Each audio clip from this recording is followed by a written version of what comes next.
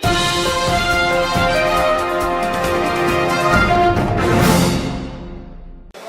à Parole de journaliste, c'est le 15e numéro de Parole de journaliste avec Kerwin Maïzo et à nouveau parmi les journalistes qui vont désormais animer le débat de l'actualité congolaise au niveau de la diaspora, William Etoutou, journaliste blogueur sur le site Zigida Abari hotspot.com. Bien sûr, il est connu en tant qu'éditeur de journaux multimédia, Alerte Plus. Bienvenue mes amis. Voici le 15e numéro de Parole de journaliste.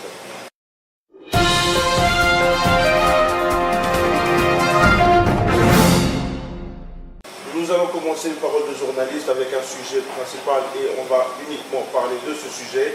C'est le 14e sommet de la francophonie qui s'est tenu ce week-end à Kinshasa. Alors, effectivement, malgré les critiques et les avis défavorables, les présidents et tant d'autres sont allés à Kinshasa. François Hollande, qui avait reçu tant de demandes auprès des lobbyistes et activistes congolais, est finalement allé à Kinshasa et a participé au 14e sommet de la francophonie. Qu'est-ce que vous, en tant que spécialiste, journaliste, analyste, vous pouvez nous dire sur ce multiple présence de ces dirigeants africains et autres du monde de la francophonie? Ils sont finalement allés à Kinshasa. Beaucoup de gens ont mené combat contre ça, ils y sont allés. Qu'est-ce que vous pouvez nous dire? Je donne la parole à notre nouveau venu, William, qui va nous expliquer en quelque sorte. William, est-ce que tu peux nous expliquer ce que tu as pu percevoir de tout ça?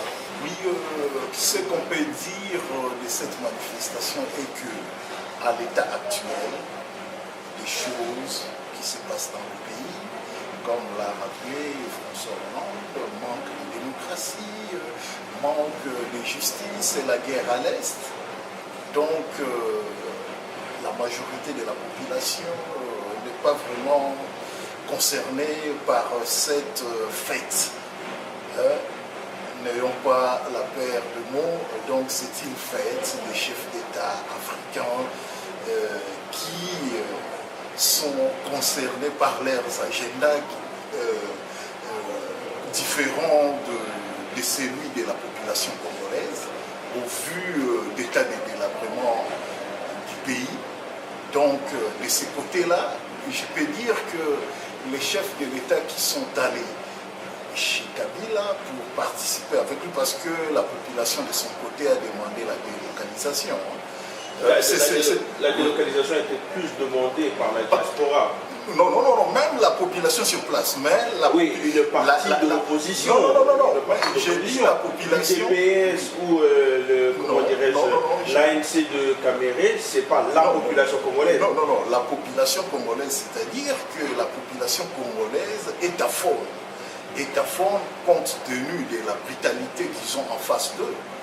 Par rapport au gouvernement, à tous les brimades que nous avons vues qui a commencé depuis les élections de novembre. Maintenant, la population se montre à fond et qu'aujourd'hui, on considère la diaspora congolaise comme la voix des sans-voix de la population congolaise. William, je te sens déjà très, très engagé dans tes propos, mais Kerwin, si on revient un peu quand même sur cette histoire, on a contesté, on a demandé à plusieurs présidents, dont surtout François Hollande, de ne pas venir, et il est allé à Kinshasa. Ceux qui ont contesté, bonjour à tous, donc ceux qui ont contesté le sommet de la francophonie à Kinshasa n'avaient pas tort, parce que sur le plan culturel, dans un pays en guerre, on ne va pas organiser une manifestation festive. Ça, c'est la première chose, sur le plan culturel africain. Ce pays est en guerre, il y a eu 5 millions de morts, on n'organise pas une manifestation festive dans un pays pareil. Ensuite, l'économie de ce pays est sinistrée et le sommet de la francophonie coûte extrêmement cher. Donc, il serait mieux d'organiser, d'utiliser l'argent à bon escient pour le développement des communautés congolaises que d'aller organiser un sommet qui coûte cher.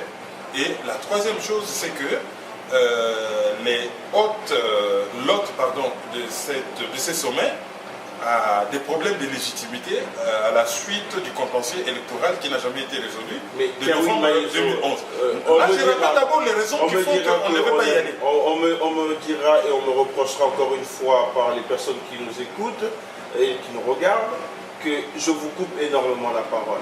Mais, cher ami Kerwin Maïso, vous ne pouvez pas, encore une fois, nous sommes au 15e numéro de Parole de journaliste, nous faire encore la même analyse que vous nous avez fait durant les 14 numéros qui ont précédé. J'arrive, le problème n'est jamais encore résolu. Roger, tout ce qu'on a comme problème aujourd'hui en RDC, s'il n'y avait pas ces problèmes électoraux, il n'y aurait pas tous les autres problèmes.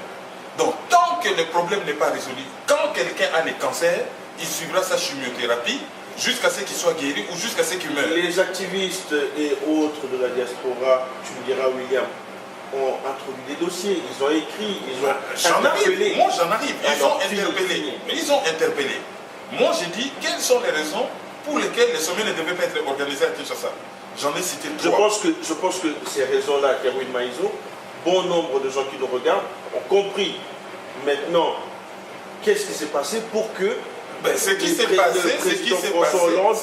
n'ait pas écouté vos doléances. Ce qui s'est passé, c'est que beaucoup de présidents occidentaux sont les VRP de leurs industries.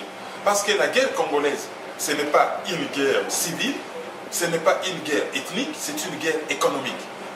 Et les protagonistes, c'est les Occidentaux qui commanditent cette guerre au Congo.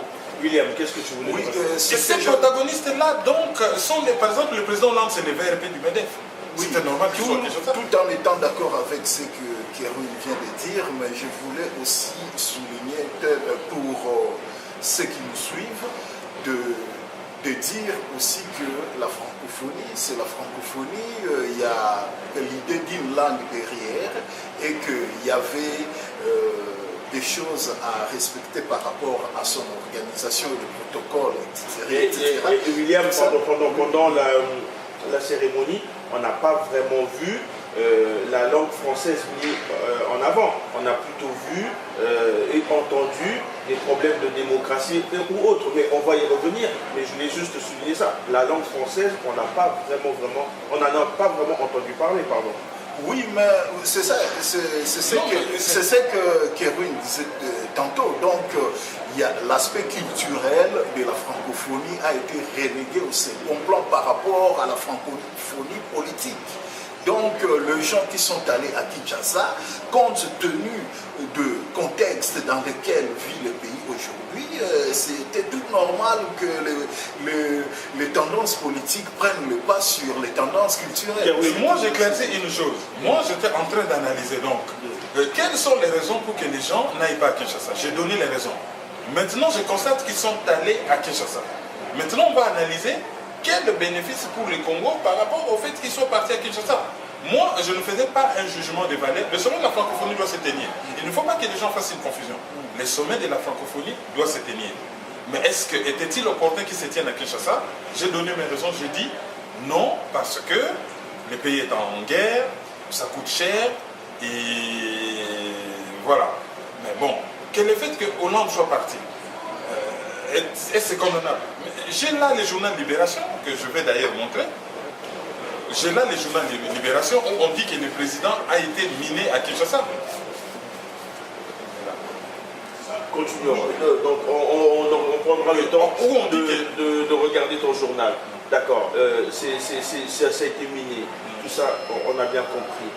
Mais aujourd'hui, vous avez si bien vous-même posé la question, qu'est-ce que le peuple congolais pouvait attendre finalement de cette venue massive, une venue massive de ces présidents?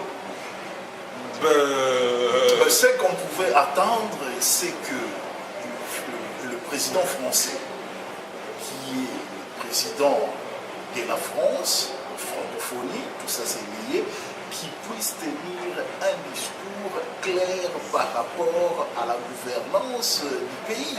Cela n'a pas été fait. Cela n'a pas été fait. Il a fait quelques petits mots qui a été retenu par les observateurs, comme quoi que c'est inacceptable ce qui se passe au Congo, Mais il s'est arrêté là. Après, lorsqu'il y a eu des critiques qui ont fusé de partout, il s'est rétracté de dire que non, le Congo est un pays souverain, on n'a pas de leçons à leur donner. Mais la souveraineté là, on fait appel à la souveraineté lorsqu'il s'agit de caresser dans le sens des poils. Mais lorsqu'il s'agit, par exemple, de dire, de dénoncer clairement que les élections ont été bâclées, on ne voit pas des Nous allons y arriver. comme... Nous allons y arriver. Merci beaucoup, William. Mais Kerwin, pour revenir encore une fois, toi qui aimes tes tatillons sur les... Je te laisse continuer ton exposé, puisqu'apparemment je te sens frustré là. Est-ce que tu peux continuer à développer ta pensée? Ben oui, ma pensée c'est, est-ce que ces sommets a-t-il été bénéfique pour le peuple congolais? Moi j'ai dit non, pour le petit peuple non. Il y a un journal canadien qui a écrit que la Croix, un journal français, le journal catholique français a écrit que 90% de la population n'était pas concernée. De la population déjà congolaise en entier. Parce que Kinshasa c'est la capitale, il recevait ce sommet au nom de tout le pays.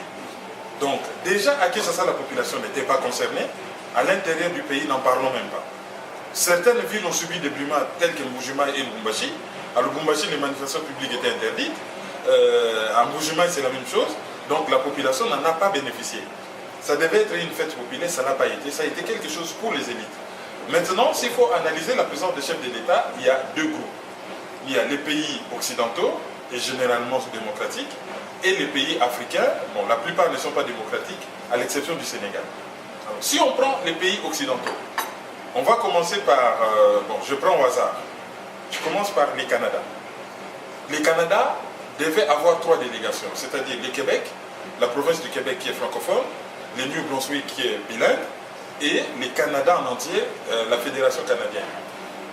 Madame Catherine Marois, la Première ministre du Québec, a clairement dit qu'ils sont venus au sommet de la francophonie, ils ne vont pas serrer la main de l'autre parce qu'ils estiment qu'il a été reconduit de façon irrégulière.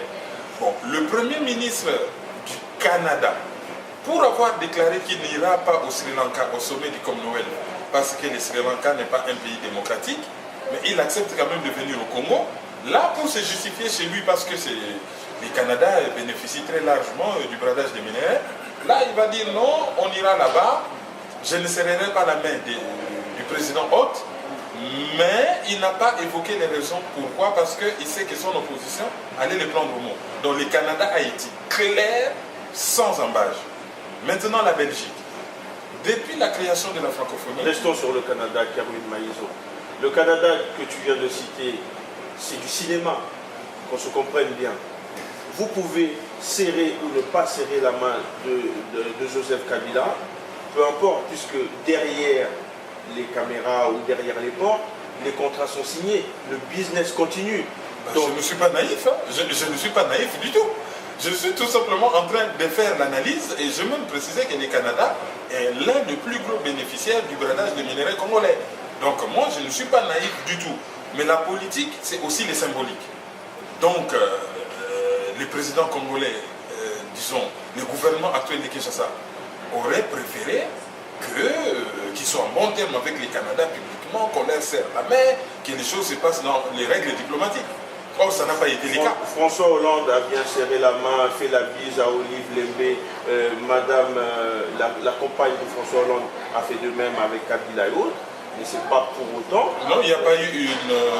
Disons, ça ne s'est pas déroulé. Quand il fait par exemple un discours, pour la première fois, on fait un discours où on ne remercie pas le président Hott. C'est du jamais vu dans un sommet de la francophonie. En Belgique, je parlais de la Belgique tout à l'heure, depuis que la francophonie a été créée, tous les premiers ministres belges ont été des flamands.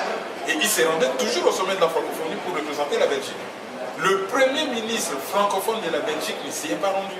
Et il a déclaré à la télévision, oui, parce qu'il y a eu des fraudes électorales. Non, mais ça, c'est quelque chose qui fait tâche. Tu sais très bien que la Belgique aujourd'hui, ils sont quasiment en période électorale et qu'il est très important pour Je suis en train de dire que la politique, c'est aussi les symboliques.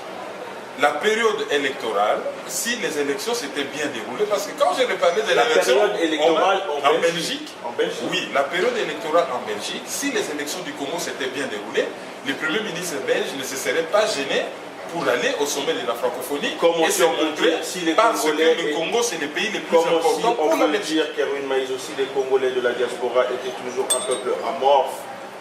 Le Premier ministre belge serait allé à Kinshasa.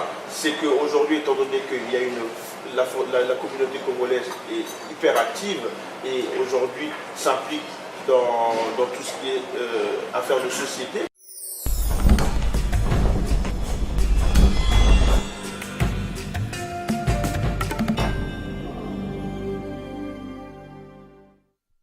Bienvenue dans le monde de Sepela TV. Sepela TV est la chaîne télévision de la communauté congolaise, maintenant en direct de la RDC. Nous vous offrons toutes les chaînes préférées en direct du Congo. RTNC, Télé 50, RTGA, Digital Congo, Raga TV. Nous vous offrons aussi France 24, TSR, Télé Sud, Nollywood Movies, Afrique Movies, Diaspora TV, Congo Musique et Matea TV. N'hésitez pas, commandez votre décodeur aujourd'hui et abonnez-vous. La connexion de Sepela TV est par Internet qui vous permet de le transporter partout où vous allez. N'hésitez pas et contactez Sepela TV aujourd'hui. Sepela TV, la voix de la communauté congolaise.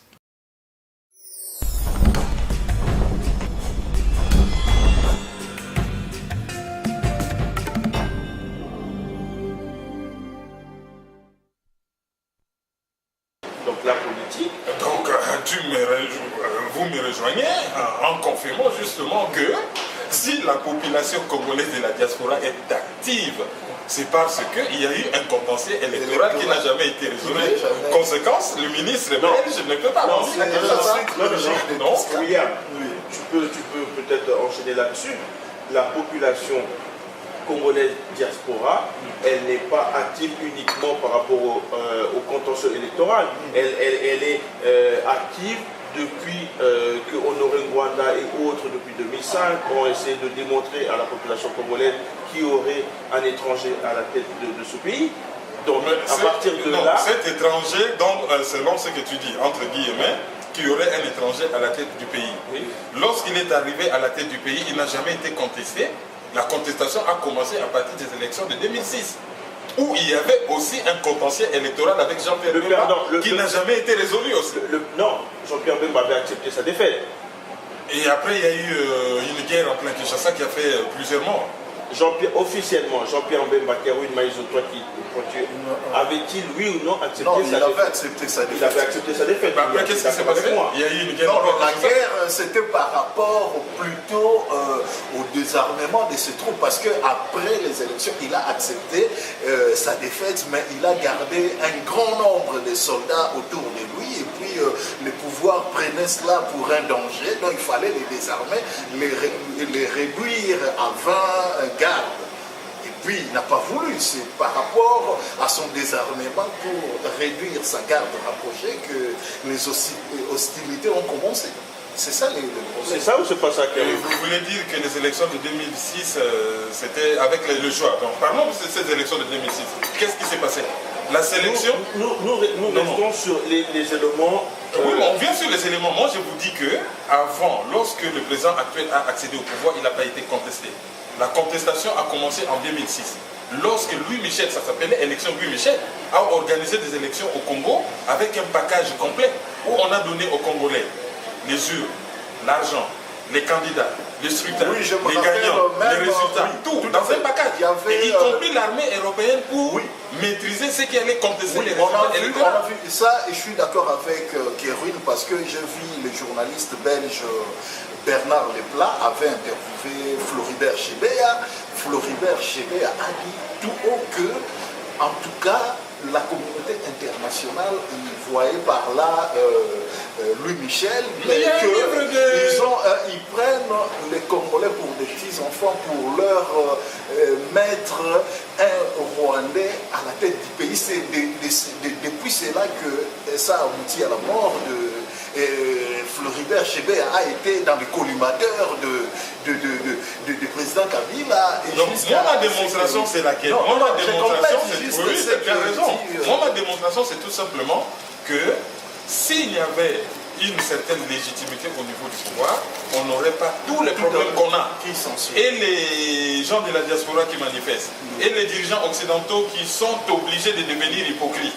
Oui, mais je pense aussi que dans tout ce qu'on est en train de dire, il faut savoir que le plus que la francophonie va apporter à la population congolaise dans tout cela. Parce que reconnaissons quand même que la RDC est le tout dernier pays, dans le 176e pays du dernier au monde. Bon, la francophonie, si c'est pour encore enfoncer plus le pays, continuer à s'enfoncer, ou si c'est pour essayer de tirer la RDC du monde, là, vraiment, là, on reconnaît en toi le journaliste qui s'interroge, oui. Mais moi, j'aimerais également, avec la participation de Kérouine, que vous essayez de nous apporter des réponses aux gens qui nous suivent. Oui. Qu'est-ce que la francophonie, finalement, peut apporter à une population qui, selon vos dires, n'était pas concernée? Pourquoi cette population ne s'est pas sentie concernée et qu'est-ce que la francophonie pouvait leur apporter? La population ne s'est pas sentie concernée parce que on a demandé à la population d'aller voter mais que ce vote n'a pas été respecté. Ils se sentent écartés. Ensuite, il y a une scission grave entre une élite, une bourgeoisie comprador extrêmement riche et une population extrêmement pauvre. Ça, c'est le problème. Alors, pour que la population se sente concernée par la francophonie, il faut d'abord que les dirigeants soient en symbiose avec les populations. Donc, tout déjà sur le plan économique, sur le plan social, sur le plan humain, donc droit de l'homme, que tout d'abord, que tout marche. Et c'est avec des dirigeants légitimes, avec une population qui est derrière les dirigeants, qu'on peut réclamer des choses à la francophonie. Par exemple, quoi? Par exemple, sur le domaine culturel, on a un théâtre qui est quand même assez riche. Kinshasa, c'est la capitale africaine de la bande dessinée. Le Congo, c'est le pays le plus musical d'Afrique. Et en matière de sculpture, nous sommes un pays extrêmement riche. Mais l'espace francophone, avec la France, le Canada, la Belgique, la Suisse, peut nous aider à aller de l'avant par rapport à tous ces domaines. Ensuite, sur le plan éducation, la francophonie peut beaucoup faire. C'est-à-dire que, j'ai oublié la Belgique parmi les pays que j'ai cités, la francophonie peut beaucoup faire. En aidant à la libre circulation des artistes dans cet espace, ce qui va augmenter leur niveau économique et il y aura des plus-values par rapport au pays. Et surtout pour la libre circulation des étudiants. Si les étudiants congolais qui sont francophones allaient dans des pays anglophones ou d'autres pays, c'est toujours enrichissant. Mais s'ils peuvent déjà avoir la possibilité d'aller étudier facilement dans des universités suisses, françaises, canadiennes, belges, et pourquoi pas sénégalaises, parce que le Sénégal a des très bonnes universités, c'est déjà une bonne chose. La francophonie peut beaucoup apporter au Congo, à condition que le Congo soit en mesure d'accepter ce que la francophonie peut lui apporter. Moi, ce que je peux rajouter dans ce que Kérouine vient de dire, est que la francophonie, avec sa déclaration de Bamako, a de certaines valeurs qu'il veut diffuser dans l'espace francophone. Bon, ces valeurs-là, ce sont des choses, des valeurs politiques qui doivent accompagner tous les habitants de l'espace francophone chaque jour de leur vie. chaque jour de l'heure. Oui, mais est-ce que finalement l'OIF est actif mais il n'est pas actif. Quotidien? Mais c'est ça, c'est l'échec de la francophonie on arrive même avec le sommet, le 14e sommet, c'est le paroxysme de l'échec de la francophonie. Parce que s'il faut comparer avec le Commonwealth, il n'y a pas photo. Regardez comment les autres évoluent, regardez comment la francophonie évolue. Parce que pour que la francophonie évolue normalement, il faut respecter la déclaration des Bamako, c'est-à-dire organiser, promouvoir la démocratie, organiser dans l'espace francophone toujours des élections libres, transparentes et démocratiques. Tout à fait. Tant que ces élections-là ne sont pas organisées et qu'il y a des dirigeants qui dirigent leur pays par défi, il y aura toujours ce problème et le sommet de la francophonie. Au lieu d'être une occasion de joie, ça sera une occasion où on verra un président du pays le plus puissant de la francophonie qui fait un discours et qui est gêné de remercier son hôte. Alors, revenons finalement à l'ouverture de ce sommet et on a vu une scène incroyable. Beaucoup d'analystes, et je vous laisse aussi interpréter cette scène, où on voit Joseph Kabila. Nous essayerons d'inclure la vidéo, où on voit Joseph Kabila saluer froidement François Hollande, et par la suite voir François Hollande carrément enlacer, embrasser Abdou Diouf. Donc, différentes manières de percevoir les gens. Qu'est-ce que vous avez pu interprétez-vous? Moi j'ai vu quelque chose d'assez froid, effectivement, un président qui pouvait même le mettre à 5 mètres de son bras s'il le pouvait, et puis à l'autre, carrément, en plus Abdou Diouf qui fait quasiment 2 mètres avec François Hollande avec 1m60, c'était une scène un peu bizarre. On peut faire une synthèse vite fait par rapport à ce que tu viens de dire, c'est-à-dire qu'il y a l'exigence de la démocratie d'une part avec Kabila, et puis il y a les remerciements de l'épanouissement de la langue française par rapport à Abdou Diouf. Okay. Vous savez, c'est ça, mais on peut en dire encore beaucoup de choses. À partir, parce que rappelez-vous qu'il y a eu moult hésitations de François Hollande pour se décider d'aller en RDC. Bon, et puis,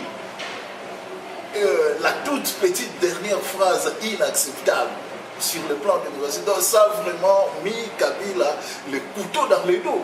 Parce que lui, il croyait que c'était, on est encore du temps de Sarko, où on caressait des dictateurs au sens des poils, mais finalement, il a vu à 2 jours du tenue de la sommet, donc du sommet, donc on l'a poignardé vraiment au dos, et puis c'est pourquoi tu as vu la tiédeur dans des coups de poignées de main entre Kabila et Hollande, et puis Abdou Diouf. Moi, comme je le disais, la politique c'est aussi du symbolisme, donc les symboles, c'est que ce qui s'est passé en RDC depuis le mois de novembre est tout à fait inacceptable, et que même ceux qui adorent les minéraux en catimini ont trouvé qu'il y a quand même des limites. Bon, voilà, c'est symbolique. Oui, mais entre-temps, Hollande avait promis de dire ce qu'il pensait partout. Il a dit que ce que je viens de dire en France, c'est partout. Il n'a pas fait. Il ne l'a pas fait. C'est de la réelle politique, il ne l'a pas fait. Contrairement aux Canadiens qui n'ont pas promis de dire tout partout, mais ils l'ont dit. Si on revient, nous qui résidons ici en France, c'est bien ce qu'on reproche ici en France à Hollande. Mais c'est ainsi que les gens d'ailleurs marchaient hier à Paris, c'était aussi suite à ça. C'est-à-dire que Hollande, en vérité, c'est le flambi et il ne prend pas de vraies décisions, il fait du bruit, mais pour finalement faire... Généralement, c'est sa politique depuis qu'il était au Parti Socialiste, il est toujours neutre, conciliant, ambigu, ne prend pas toujours de position, il n'a pas changé. C'est ça. Égal à lui-même. Oui, égal à lui-même, toujours ambigu. Ambigu. Alors, on arrive à la partie discours. Joseph Kabila se lève et s'adresse au Congrès. On observe un François Hollande distant, encore une fois, le nez dans ses dossiers. Ça aussi, comme Kerwin le dit si bien, c'est quand même la symbolique, l'image. Qu'est-ce que ça veut dire? Il s'en fout, il voulait pas l'écouter, mais pourquoi alors être allé là-bas? Si c'est pour montrer que finalement ton discours, on s'en fiche, tes propos, on ne t'écoute pas. Kabila à la tribune dénonçant quand même une guerre injuste qui est imposée à la RDC, disant que c'était des processus de longue haleine et qu'il fallait continuer à travailler dessus. Si Hollande fait semblant de ne pas écouter ce type de propos, c'est quand même gravissime. Oui, mais Hollande, c'est un homme averti. C'est un homme averti, il ne peut pas se laisser berner par de tels discours qu'on est agressé. Bon, entre-temps, on a d'autres sons de cloche, des gens comme Roger Lumba là, qui dit que le M23, là, c'est Kabila lui-même qui l'a fabriqué. Tu vois, ce sont les coulisses politiques qui savent qui fait quoi, qui ne sont pas intéressés par les discours que le peuple fait. William, est-ce que Roger Lumba aujourd'hui, c'est une personne en qui on peut avoir confiance et croire en ses propos? Oui, outre Roger Lumba, là, il y a quand même des preuves palpables qui montrent que Kabila est des mèches avec ces gens-là de M23. Il y a quand même des preuves. Pour le moment, par rapport au nombre de personnes souhaiteraient avoir ces preuves-là. Kerwin, qu'est-ce que tu Moi, par rapport à Hollande, j'ai dit que c'est ça justement ce que j'appelle avoir une position inconfortable. Parce que les choses auraient été simples pour lui de dire, bon voilà, il y a un problème électoral au Congo qui n'est pas encore résolu, on délocalise les sommets. Comme on l'a fait avec Madagascar. Pourquoi deux poids, deux mesures? Avec Madagascar, il y a eu un conflit, entre deux, il y a eu un coup d'État, on a délocalisé en Suisse. Parce que dans la francophonie, il y a des pays riches, il y a des pays pauvres. Le problème, ce n'est même pas de délocaliser en Europe parce qu'ils se disaient, ouais, l'Afrique sera frustrée. Non, ça ne tient pas la route. Du moment que la France finance, du moment que l'Organisation internationale de la francophonie finance, on pouvait demander au Congo-Brazza qui est un État pétrolier, qu'on va vous financer. Les Congo-Brazza, les infrastructures. Ils ont Internet haut débit, ils ont un aéroport digne de ce nom, ils ont une salle de congrès. Il suffisait qu'on le finance, ils pouvaient rattraper pour le compte de l'Afrique centrale les sommets, le temps que les Congolais se mettent d'accord, qu'ils résolvent leurs problèmes. Parce que le problème, c'est quoi? Les Congolais ne se sont pas d'accord parce que les élections de novembre ne se sont pas bien déroulées. C'est tout ce qui nous pose problème, tous les problèmes.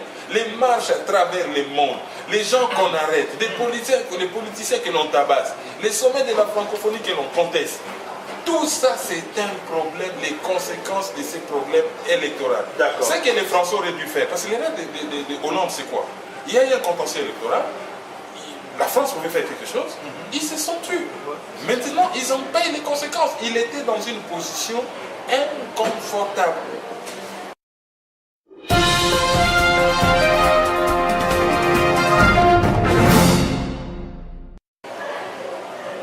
Une situation inconfortable, ok d'accord, mais quand il arrive, lui, François Hollande, finalement, à la tribune de ce congrès, il commence à remercier Abdou Diouf, encore une fois, donc l'analyse de William sur les remerciements, puisqu'il a réussi quand même, via l'OIF, à faire organiser et finalement même que la RDC mette en place quand même des infrastructures, un beau palais, il faut le reconnaître que le palais existait déjà, mais on l'a bien décoré. Donc, pour le sommet de la francophonie, soyons sincères, l'hôtel du fleuve a été construit par les Chinois. Ce n'est pas grâce à la francophonie. Le boulevard Lumumba, c'était un ancien projet, ce n'était pas par rapport à la francophonie et ce n'est pas terminé. Le palais du peuple a été conçu par les Chinois, à l'époque Mobutu, ça a toujours existé. On l'a tout simplement décoré. Ce qu'on a conçu, c'est le village de la francophonie, mais qui est démontable. Donc après les sommets, on les démonte. J'espère que les gens qui nous suivent ont bien compris que loin de moi de dire cette bêtise comme quoi le palais du peuple aurait été construit durant le régime Kabila, mais c'est la salle. Et je note qu'on a réfectionné. Et je note une belle on l'a réfectionné, on l'a bien décoré, ça c'est un fait. Voilà, donc nous sommes d'accord. Donc, alors, François Hollande arrive à la tribune et finalement, ça envoie ses remerciements que Abdou Diouf. L'autre, comme l'avait souligné au début de l'émission, Kerwin, n'a même pas eu un mot. Oui, mais parce que vous savez, François Hollande avait toutes les bonnes raisons de se fâcher parce que lorsqu'il a lancé sa petite phrase de l'inacceptable, ça revenait à Kabila de répondre. Mais finalement, c'était à un ministre, Lambert Mende, qui a répondu protocolairement, ce sont des choses qui ne se font jamais. Ça, on peut dire, ça peut toujours blesser la sensibilité de quelqu'un comme François Hollande. C'est la communication du pouvoir de Kinshasa depuis Bellurette, depuis que Kabila est au pouvoir, c'est pas lui qui communique en direct. Un ministre ne peut pas répondre à un président de la République. Non, lui, il est porte-parole, il est chargé de dire la position du gouvernement lorsqu'il s'agit de la sortie des réunions du conseil de gouvernement. Moi, je pense que par rapport à ces remerciements, le problème, c'est quoi? Hollande voulait faire la part des choses entre l'organisateur du sommet, qui était l'Organisation internationale de la francophonie, qui préside M. Abdou Diouf, et le pays hôte qui est la République démocratique du Congo. Parce que, en fait, ce qu'on reproche à l'ensemble du monde de l'OIF, c'est le choix qui a été fait au Canada, de la RDC et de Madagascar. Ils ont choisi deux pays francophones à problème. Ils pouvaient en choisir d'autres. Parce que le problème, c'est à ce niveau-là. Alors, ils voulaient faire la part des choses en se disant, pour la francophonie, il n'y a pas de problème, le sommet doit s'organiser. Et Abdou Diouf essaie de faire son boulot. Donc, on les remercie. Pour les pays hôtes, remercier le président hôte, c'est prendre position par rapport au problème électoral, c'est-à-dire, lui a attribué une légitimité extérieure, ce que le peuple congolais n'apprécierait pas.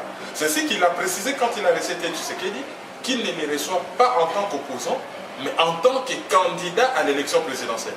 Donc, sous-entendu, les hôtes aussi, c'est un candidat. Parce qu'ils ne se sont pas encore départagés. Oui, mais le problème ici, nous avons des remerciements de Abdou Diouf parce que la diaspora congolaise est en procès avec Abdou Diouf. Ils ont été dégoûtés.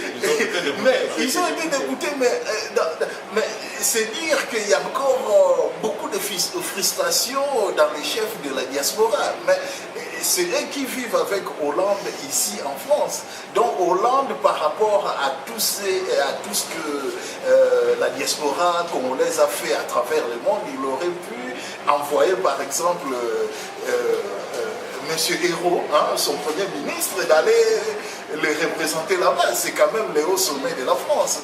Le seul problème, c'est que ça risquait d'être aussi le premier sommet de la francophonie où le président français n'est pas présent. Ça n'était aussi un précédent. Mais un précédent par rapport aux 8 millions de morts qui sont...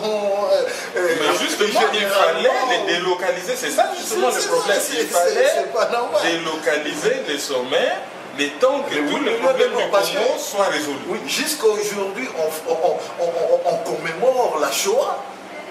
La Shoah concernait un nombre inférieur par rapport au nombre de 8 millions de morts. Bien qu'on ne compare pas des génocides, un génocide c'est un génocide. Un génocide c'est un génocide et aux dernières nouvelles, les millions de morts en RDC n'ont pas encore été qualifiés en génocide. C'est à nous, peuple congolais, de célébrer, de commémorer cela. On ne va pas attendre une communauté internationale qui, on sait quel est son rôle dans des choses comme ça. C'est à nous de célébrer nos 8 millions de morts. Il ne faut pas attendre que la communauté internationale institue une journée génocide congolais. C'est à nous, Congolais, d'instituer une journée commémorative de nos 8 millions de morts. N'en déplaise à ceux qui ne veulent pas de ça, mais nous, après, l'histoire nous donnera raison, on sera rattrapé par les autres après. Ce n'est pas à la communauté internationale de décréter une journée commémorative de 8 millions de morts des Congolais. C'est ça le problème. On a bien compris tes propos, William. Donc François Hollande, finalement, à la tribune, a réitéré ses propos en rappelant que il était totalement opposé à l'agression et à la remise en question des frontières de la RDC. Ça, c'est quand même un message très important à l'encontre du Rwanda qui était représenté par sa ministre des Affaires étrangères. Ben oui, mais parce que le Rwanda est bel et bien pays membre de la francophonie, c'est normal que Mme Mushikiwabo soit là pour représenter le Rwanda Et l'Arménie vient de rejoindre l'Organisation internationale de la francophonie. Mais alors, quand il déclare qu'il est pour, disons, il est contre la remise en cause des frontières congolaises, ça c'est une déclaration d'intention qu'on applaudit. Sauf que, qu'est-ce qui remet en cause les frontières du Congo? C'est le Rwanda. Et derrière le Rwanda, qu'est-ce qu'il y a? Non, c'est que M. Hollande ferait, au lieu de faire juste une bonne question, mais derrière le Rwanda, qu'est-ce qu'il y a? Il y a des grandes puissances, plus puissantes que la France. Telles que Vous les connaissez. Non, mais ça. Vous les Alors, connaissez. essayons de donner l'information. Déjà, si les gens ont peur de citer le Rwanda, moi aussi j'ai peur de citer les pays qui est derrière le Rwanda.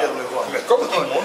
Donc désormais, tout le monde a peur. Mais oui, mais parce je peux qu'il y vous a des aider gens- peut-être. Mais oui, oui, je peux vous aider, un pays nord-américain peut-être. Oui, bien sûr. Un autre pays, une île en quelque sorte, un peu plus haut au nord de la France.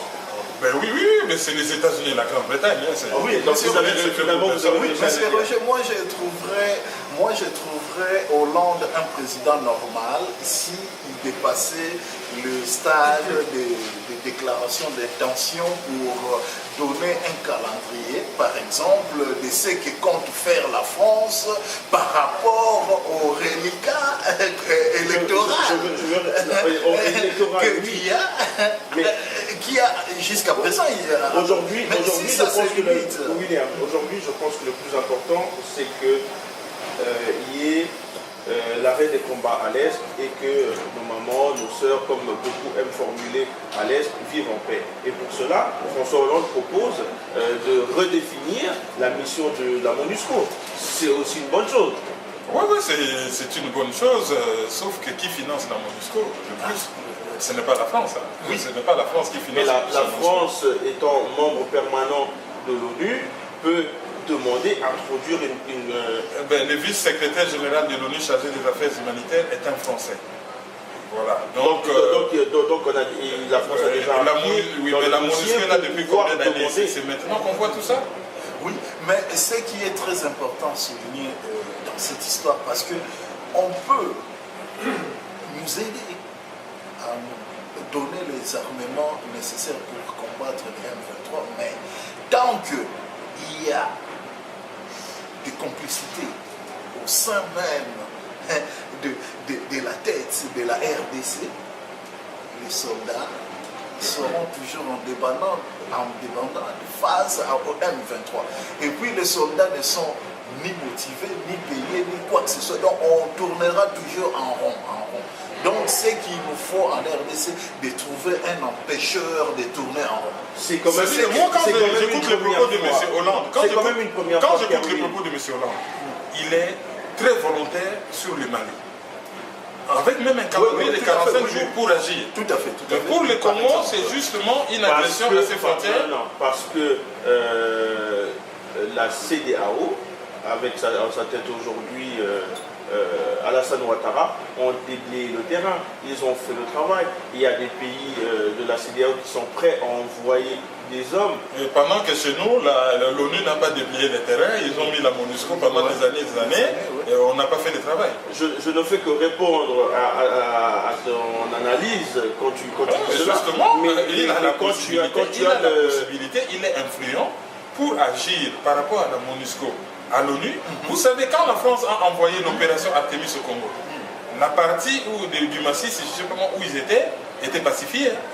Pourquoi, par exemple, ils nous proposent, en Ituri, pourquoi ils ne nous proposent pas, par exemple, une opération Artemis bis en envoyant des commandos français aller à l'Est? Mais il y a un problème avec ces gens-là, c'est-à-dire qu'on a le CIRGL, ça fait déjà 4 sommets, et rien. C'est une distraction cette affaire. Mais quand vous comparez cela à la CEDEAO, qui à chaque sommet, il y a des vraies décisions qui sont prises et on voit des avancées, donc il ne faut pas s'étonner à ce que la France aille directement aider le Mali et qu'il pose des délais à calendrier bien déterminés par rapport au sommet des Grands Lacs où il n'y a rien, c'est toujours coquille. Mais parce qu'on fait le sommet des Grands Lacs avec des pays agresseurs.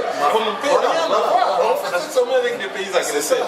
La France est membre permanent du Conseil de sécurité. et c'est le Conseil de sécurité qui a décidé de l'envoi de la MONUSCO au Congo. Pourquoi la France ne pèse-t-elle pas de tout son poids, comme elle le fait avec la Syrie, pour que le problème congolais soit résolu? C'est ça aussi, on voulait de lui, au sommet de la francophonie, qu'il soit volontariste.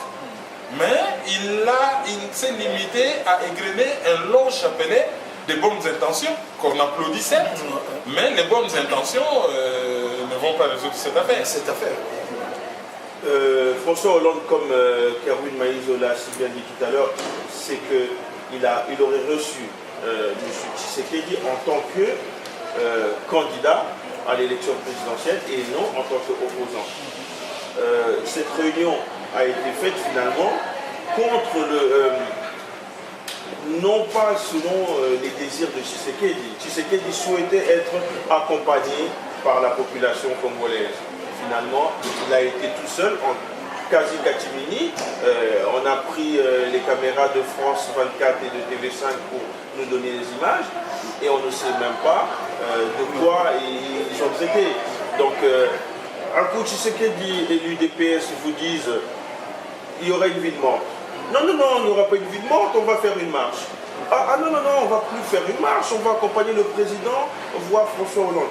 Finalement, non, François Hollande, il a dit, si il vient avec sa population, il ne reçoit pas. François Hollande n'a pas à décider dans un pays étranger si la population a les droits de manifester ou pas. Il n'a pas ces droits-là, c'est de l'ingérence dans les affaires internes d'un État souverain. Non, l'ingérence d'un parti politique. Oui, mais il n'a pas les droits, Et quand l'UDPS va devant, 3 pas en avant, 4 pas en arrière, c'est les incohérences de l'UDPS. Ça, c'est ce que je souhaiterais, parce qu'il est vraiment... Il est de coutume ici qu'on tacle énormément sur le pouvoir en place, Kabila et ses acolytes, mais là, sur l'UDPS, il y a quand même un problème de se retrouver un pas en avant, un pas en arrière, j'y vais pas, un peu de tango, je sais pas. Mais comment on peut expliquer ça? Oui, mais le problème, l'UDPS, vous le savez, c'est toujours un pas en arrière, un pas en avant, hein? C'est toujours comme ça. Mais le problème ici, on l'a reçu par Hollande en tant que candidat aux dernières élections. Bon, nous, ce qui nous intéresse, ce qui doit intéresser la population congolaise, c'est de savoir la teneur des discussions pour savoir si il y a un calendrier derrière ça qui va... un calendrier de sortie des crises. Oui, ce qui intéresse en fait les Congolais. C'est ça, et ça intéresse tout le monde. Est-ce que le président de l'UDPS, Etienne Tshisekedi, entre guillemets, comme beaucoup l'appellent, le président élu, est allé voir François Hollande pour obtenir cela? Quel était son objectif finalement à Etienne Tshisekedi? C'est la sortie de crise qui doit normalement focaliser le débat. Pourquoi ils ont parlé d'autre chose de la crise? Non, parce que la France est l'un des membres du Conseil de sécurité. C'est le pays le plus puissant de la francophonie et que la francophonie s'est tenue à Kinshasa. Je te rappellerai que tu es le premier ici devant cette caméra à dire qu'il n'y a que le peuple congolais qui prendra le pouvoir et qui changera la donne en RDC. Oui, mais sauf que le peuple congolais, le peuple français, le peuple américain, ce ne sont pas des peuples qui vivent en vase clos.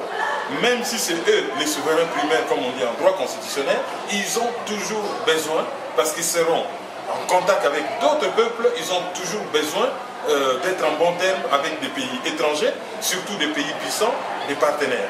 Ça, ils en ont besoin. Comme aussi on peut gagner le pouvoir dans la rue et après nouer des contacts, des relations avec les autres pays sans pour autant être... Mais ce n'est pas incompatible les deux. Il y a eu des élections. Les gens réclament la vérité des urnes pour connaître qui a gagné. Mais n'empêche qu'une des personnes qui estime qu'elle a gagné, elle n'empêche d'aller entrer en contact avec d'autres pays parce qu'il a dit qu'ils ont fait une croix sur le passé parce qu'on sait que entre l'UDPS et la France, les relations étaient quand même exécrables parce que la France était le principal soutien du président Mobutu pendant que l'UDPS était dans l'opposition. Donc ils ont fait une croix. Kerwin, on prépare l'après-conflit électorale, d'accord, sûrement, mais moi j'ai trouvé plutôt quand même, pour ce que représente Etienne Tshisekedi aujourd'hui pour les Congolais, cette entrevue avec François Hollande comme une petite part de gâteau qu'on a bien voulu donner aux Congolais pour qu'ils goûtent quand même au sucre et aux petites saveurs du buffet, mais sans pour autant vraiment être rassasiés. Ben, le seul problème, c'est que les camps opposés à Tshisekedi n'ont pas mangé aussi ces gâteaux. Parce que les gâteaux, ils se partagent entre qui? Si c'est la France qui donne les gâteaux, prenons ce cas de figure improbable. Si c'est la France qui donne les gâteaux, bon, je ne dirais pas aussi que les pouvoirs à manger la moitié. Les pouvoirs n'ont rien eu de spécifique. Les pouvoirs, je veux dire, un des camps n'a rien eu de spécifique, et l'autre camp aussi, celui de Tshisekedi, n'a rien eu de spécifique. Bon, à écouter sur TV5 Monde, les journalistes de TV5 Monde affirment que finalement le président français François Hollande n'a pas reconnu Etienne Tshisekedi comme étant un président élu. Donc ça revient au même. Donc il a bien qualifié candidat à l'élection. Donc quand il n'a pas reconnu aussi le hôte du président élu. Pourtant, si tu te souviens bien, durant nos émissions précédentes, il m'a été souvent reproché le fait d'appeler Kabila président. Mais François Hollande... Quand on a été président une fois, on l'est à vie. C'est un titre qu'on ne perd jamais. Donc tu me laisses comprendre que le titre de Kabila, c'est par rapport à 2006, c'est par rapport à 2006 et non par rapport à 2011. Pour 2011, il y a un contentieux électoral qui n'est pas encore résolu. Une fois que ça sera résolu, on saura qui a été élu. Si c'est lui, ça sera président Kabila. Si c'est Tshisekedi, ça sera président Tshisekedi. Qu'on résolve d'abord le contentieux et que l'on découvre qui a été élu. Parce que la vérité, quand on dit la vérité, c'est qu'on ne connaît pas ce qui s'est passé dans les yeux. Oui, les contentieux électoraux dont nous sommes en train de parler, c'est quelque chose qui continue encore en ces jours. Parce qu'on a dit qu'on va, selon les exigences de François Hollande, entre guillemets, qu'il faut mettre en place la CENI, une nouvelle CENI, et puis une commission des droits de l'homme.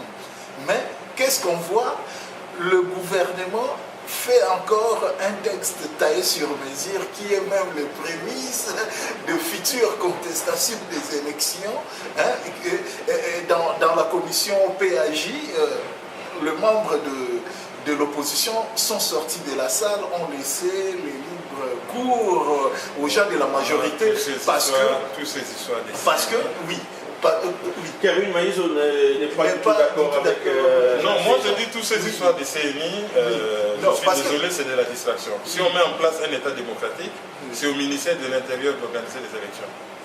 Et on n'a pas besoin d'une commission des droits de l'homme pour faire respecter les droits de l'homme. C'est à l'État de respecter la population. Permettez-moi de rebondir sur les droits de l'homme et les droits, la liberté d'expression. Vocabulaire qui avait été plutôt énormément utilisé pendant ce 14e sommet de la francophonie. On s'est retrouvé avec une histoire rocambolesque avec Vital Kamerhe, ancien président de l'Assemblée nationale, aujourd'hui député national, une vraie personnalité de ce pays, qui s'est retrouvé, comme il le dit lui-même, séquestré par la garde présidentielle, puisque en effet, lorsqu'il s'est présenté au rendez-vous au Palais du Peuple, à son rendez-vous avec TV5 Monde, il s'est retrouvé bloqué devant les grillages du Parlement, et il a dû attendre que les agents fassent les vérifications nécessaires. Et suite à ces vérifications, on lui a refusé l'accès. C'est que lui-même il trouve de honteux, et il ne comprend pas comment on peut traiter une personnalité telle que lui, de cette manière-là, ancien président du Parlement, bloqué devant le Parlement, et on lui a refusé l'accès. Donc, qu'est-ce que vous pouvez vraiment... Il y a quelque chose de choquant là, je suis d'accord avec Vital Kamerhe là-dessus, moi. Mais ce sont les conséquences des manques d'état de droit. tout ça, auquel lui-même, Vital Kamerhe excuse-moi William, je précise quand même que le lendemain, il a finalement pu accéder au studio de TV5 Monde et faire son interview. Est-ce que l'accès à un studio de télévision devrait être un problème dans un pays normal? Vraiment, l'accès à un studio de télévision devait être un problème. Voilà. Et pour qu'il y ait un état de droit, il faut que les dirigeants soient légitimes et que les problèmes électoraux soient résolus. C'est ça que vous On tournera en rond 4000 fois tant que ces problèmes ne seront pas résolus. Même les gens du PPP seront mal à l'aise. C'est ça. Finalement, j'ai deux clones. Parce que, non, d'accord. Non, oui, parfois on n'est pas d'accord. Parce que, voyez-vous, non, mais les gens... problème, attendez, on a vu, par exemple, dans le cas de M. Diomi Ndonga, là, qu'on accuse de viol, et puis il a été séquestré, et il a réapparu, on n'a pas revu le procureur l'attraper pour l'amener à qui le droit, hein, tu vois. Donc c'est des conséquences, tu vois. On a vu aussi M. Onusumba qui a été accusé de vol et de viol, de la majorité, mais il a été victime même de sa propre famille politique. Donc c'est ça, parce que ceux qui sont actuellement au pouvoir pensent qu'il ne leur arrivera rien du tout, alors que ce n'est que l'état des droits qui peut les protéger. Parce qu'on a vu... Donc, aujourd'hui, vous êtes même... M. Bouchab a failli tomber dans les disgrâces lorsqu'il a condamné l'agression de la RDC par un groupe de Tutsis. Ah, mais il y a eu même la mère Mende qui est montée au créneau pour dire oh non, Kerwin Maïzo. Des choses comme ça, tu vois. Dites-nous, Kerwin Maïzo. Donc pour vous, rien de nouveau sous le soleil. La RDC est ce qu'elle est aujourd'hui sous Kabila. Ben moi je dis oui, il n'y a rien de nouveau sous le soleil. De toutes les façons, la RDC n'est pas ce qu'elle est aujourd'hui sous Kabila. Ça a commencé depuis 1895. On a fait de ce pays une zone de libre-échange. C'est juste un réservoir de matières premières. À l'époque, c'était les caoutchoucs, les bois et tout ça. Mais après, c'est devenu les minéraux lourds, tels que les cobalt, les cuivres et tout ça. Maintenant, ça va être... maintenant, c'est les coltans, et le pétrole, les gaz méthane. Et demain, ça va être l'eau, la forêt et tout ça. Donc c'est un projet impérialiste qui date depuis l'époque coloniale, qui se poursuit. C'est-à-dire le système, il est en place, on ne fait que changer les acteurs. Les problèmes qu'on a connus entre 60 et 65, c'était toujours les pays occidentaux, les multinationales. Mais après, à partir de 1965, on a mis Mobutu. Mobutu n'était pas là pour servir les intérêts du peuple congolais. Mobutu était là pour les intérêts de certains pays occidentaux, pour endiguer le communisme et leur garantir la libre accès aux matières premières, surtout à l'époque, c'est du Katanga et les diamants au Kasaï. Mais après, Laurent Désiré Kabila est venu avec les mêmes personnes. Lorsqu'il les a trahis, on l'a assassiné. Et maintenant, le système continue. C'est-à-dire que même après Joseph Kabila, ils vont s'arranger pour qu'il y ait une autre personne qui sera là pour obéir à l'œil et au doigt. Et c'est au peuple congolais de lutter, pas contre les hommes, mais contre les systèmes. Ok. Nous arrivons au terme de notre émission. Nous avons parlé spécialement de la francophonie. Si vous deviez définir ce 14e sommet par un mot, qu'est-ce que vous nous direz? Ce 14e sommet, en un mot. Un mot. Bon, moi, je définirais comme un sommet de la honte. Honte. Ouais. Moi, je dirais que c'est un sommet difficile à définir. Difficile à définir? Non. Je veux un mot, Kerwin Maïzo. William nous a dit que c'est la honte. Compliqué. Compliqué. Voilà. Compliqué pour Kerwin, honte pour William. Et juste ajouter que très bientôt, disons à Paris, va se tenir du 14 au 21 octobre 2010 dans le cadre du mouvement Brisons le silence, donc Break the Silence, la Congo Week. Alors la Congo Week, c'est des manifestations culturelles, il y aura des projections de films, des conférences sur le Congo pour sensibiliser le monde entier. C'est organisé dans 60 pays du monde. C'est des étudiants, des acteurs de cinéma, de toutes nationalités, de toutes races, tout ce que vous voulez, ce sont des grandes manifestations. Alors cette fois-ci, pour la France, ça sera à Paris, du 14 au 21 octobre au Palais des Rue des Carmes, ça s'appelle Maison de l'Afrique, Rue des Carmes, et il y aura plusieurs conférences, moi-même j'en tiendrai un. Mais le plateau sera quand même très relevé. Donc si vous voulez avoir des renseignements, vous écrivez à Congo Week, Paris, @gmail.com. Les invitations, vous envoyez juste un mail, on vous envoie une invitation et puis c'est bon. Merci en tout cas. Merci à vous d'avoir accepté. Bienvenue dans notre équipe à notre ami William. Et on se retrouve la semaine prochaine. Merci d'avoir participé au 15e numéro de Parole de journaliste. À bientôt.